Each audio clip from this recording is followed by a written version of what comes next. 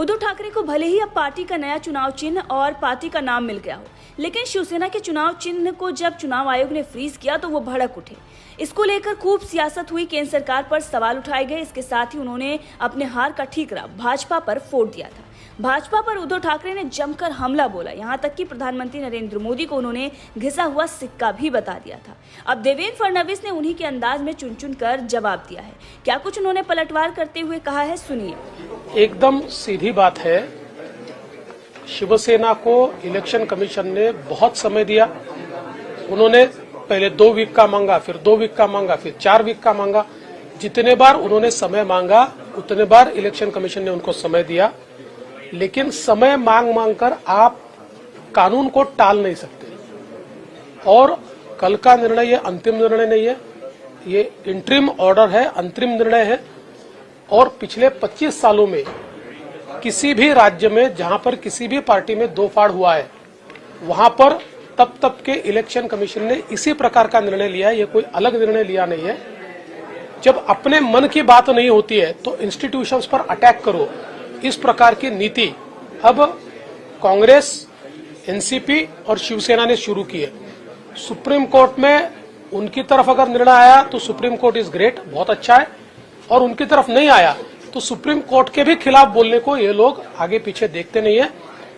देश की इंस्टीट्यूशंस को वीक करने का काम ये कांग्रेस, एनसीपी, शिवसेना जैसी पार्टियां यहां पर कर रही है, जो देश के लोकतंत्र के लिए बहुत ही खतरा है। दरअसल चुनाव आयोग ने शिवसेना के कई दशकों पुराने चुनाव चिन्ह को फ्रीज कर दिया था, जिसके बाद से उद्धव ठाकरे काफी नाराज नजर आ रहे थे और शिंदे गुट और भाजपा पर जमकर हमला बोला था। शिंदे गुट और बीजेपी पर निशाना साधते हुए उन्होंने कह दिया था कि जो काम इंदिरा गांधी ने नहीं किया वो अब बीजेपी कर रही है। इमरजेंसी के दौरान महाराष्ट्र के कई नेताओं ने इंदिरा गांधी से शिवसेना पर प्रतिबंध लगाने की मांग की थी, लेकिन तब भी इंदिरा गांधी ने शिवसेना पर प्रतिबंध नहीं लगाया था।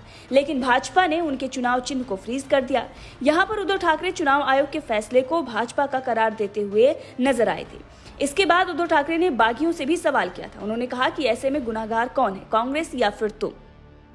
उद्धव ठाकरे ने यह भी कहा कि बगावत से न केवल मराठी एकता को तोड़ने का पाप किया गया, बल्कि हिंदुओं की शक्ति को भी कमजोर किया गया है। अब इसी पर महाराष्ट्र के उप मुख्यमंत्री देवेंद्र फडणवीस ने पलटवार किया। इसके साथ ही देवेंद्र फडणवीस से जब मुलायम सिंह के निधन को लेकर सवाल पूछा गया तो क्या कुछ उन्होंने कहा, सुनिए। एक बड़ा नाम इस रूप से उनकी ओर देखा जाता था और मैं ऐसा मानता हूं कि निश्चित ही इतने बड़े नेता के गुजर जाने से एक हम सभी को इसका बहुत बहुत दुख है।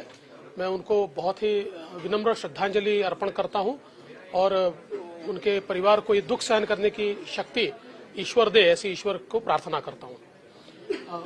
मुलायम सिंह यादव जी हे देशातील एक ज्येष्ठ समाजवादी नेते होते। उत्तर प्रदेशाच्या वाटचालीमध्ये, विकासामध्ये एक त्यांचा मोठा वाटा होता। देशाच्या राजकारणामध्ये त्यांचं एक स्वतःचं नाव होतं, एक दबदबा होता। एक देशाच्या राजकारणात एक फार मोठा काळ ते राजकारण डिफाईन करण्याचं काम हे मुलायम सिंगजींनी केलं होतं। त्यामुळे अशा ज्येष्ठ नेत्याच्या जाण्याचं आम्हाला सगळ्यांनाच दुःख आहे। मी त्यांना विनम्र श्रद्धांजली अर्पण करतो आणि ईश्वराला प्रार्थना करतो की त्यांच्या कुटुंबाला हे दुःख सहन करण्याची शक्ती ईश्वराने द्यावी।